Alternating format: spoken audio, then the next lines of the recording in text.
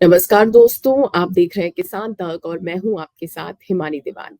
आज बात करेंगे एमएसपी की। हर तरफ एमएसपी की बात है। जब किसान की चर्चा होती है तो एमएसपी की बात होती है और एमएसपी से जुड़ी एक बड़ी खबर कुछ दिन पहले सामने आई, क्योंकि हरियाणा सरकार ने 24 फसलों पर एमएसपी को लेकर अधिसूचना जारी की। विधानसभा चुनाव के दौरान वादा किया गया था कि अगर जीते तो 24 फसलों पर एमएसपी देंगे, और अब उस वादे को पूरा करने की तरफ कदम बढ़ा दिया गया है। ये सब कुछ सुनने में कितना अच्छा लगता है कि एक उम्मीदवार चुनावी मैदान में उतरा, उसने जनता से वादा किया और चुनाव जीतने के बाद उस वादे को पूरा करने की तरफ कदम भी बढ़ा दिया। लेकिन एमएसपी पर खरीद का ये ऐलान किसानों को संतुष्ट क्यों नहीं कर रहा? शंभू और खनौरी बॉर्डर पर बैठे किसान इस ऐलान से खुश क्यों नहीं है? 300 दिन से भी ज्यादा समय से चल रहा किसानों का ये आंदोलन टस से मस क्यों नहीं हो रहा? सबको ये लगता है कि किसान एमएसपी की मांग कर रहे हैं, और हरियाणा सरकार एक ऐसी सरकार बन के सामने आई है, एक ऐसा स्टेट बन के सामने आया हरियाणा की, जहां पर अब 24 फसलों की एमएसपी पर खरीद की जाएगी। लेकिन उसके बाद भी किसान खुश नहीं है। किसान आंदोलन का असर कम नहीं हो रहा। किसान नेता इस खुशखबरी से खुश नहीं है। जब इन सवालों का जवाब ढूंढने की कोशिश होती है तो उल्टा किसान इस फैसले के विरोध में नजर आ रहे हैं। आप भी सुनिए गुरनाम सिंह चड़ूनी ने इसके बारे में क्या कहा था। सैनी ने 133 करोड़ जो माफ किए और कह रहे कि 14 एमएसपी पे मिलती थी, अब सब पे मिलेगी एमएसपी पे सारी। नहीं, सभी तो यहाँ पैदा नहीं होती। यहाँ पे कहते हैं जो 23 फसलों का एमएसपी है तो सारी भारत में, सारी हरियाणा में पैदा थोड़ी होती है। हरियाणा में तो 14 फसलें पैदा होती है, लेकिन उन 14 पे पहले मिलता नहीं था। ये आंकड़े गलत हैं। जैसे 25% सरसों खरीद ली, 25% बाजरा खरीद लिया, तो सारे में थोड़ी हो गया।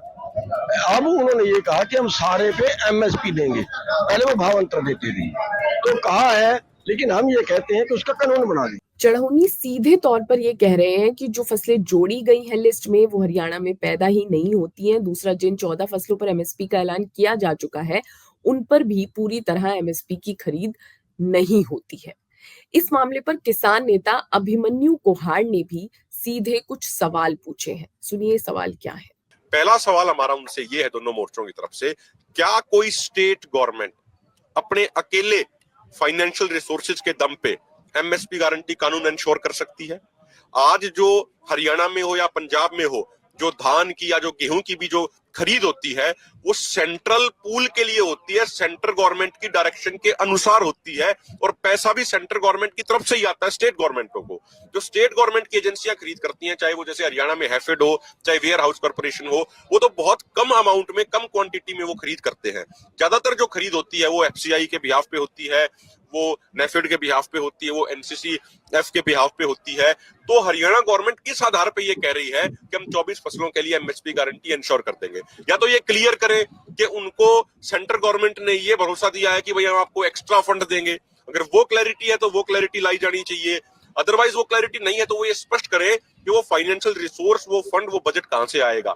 सरकार या कोई भी एक्सपर्ट कोहाड़ के सवालों का जवाब किस तरह देगा ये तो समय बताएगा। लेकिन अब और धरातल पर जाकर सीधे किसान से जाने की एमएसपी पर खरीद का सच क्या है, तो इस ऐलान से किसानों के खुश ना होने की वजह और साफ हो जाती है।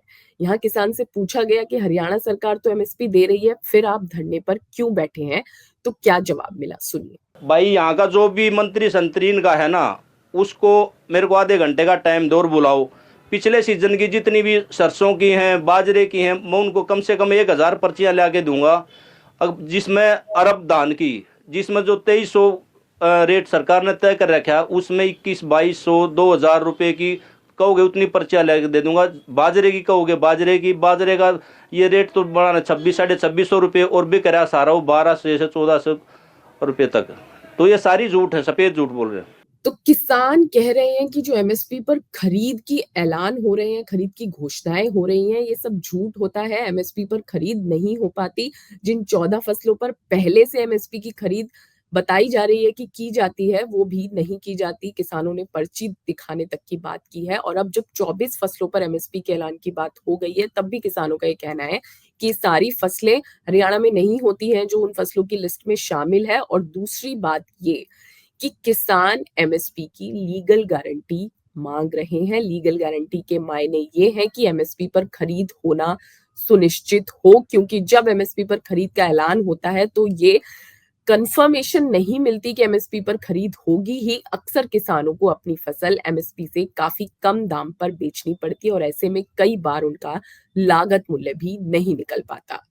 तो हरियाणा में एमएसपी की जो ऐलान हुआ है उसके मायने आगे जाकर किस तरह सामने आएंगे ये वक्त बताएगा, लेकिन फिलहाल सच ये है कि जो हरियाणा और पंजाब के किसान हैं वो शंभू और खनौरी बॉर्डर पर आंदोलनरत हैं। एमएसपी की लीगल गारंटी और कर्ज माफी समेत उनकी कई मांगे हैं, लेकिन अब तक इसको लेकर किसी तरह की कोई सुनवाई होती नजर नहीं आई है। खेती किसानी से जुड़े तमाम मुद्दों पर अपडेट्स के लिए आप देखते रहिए किसान तक।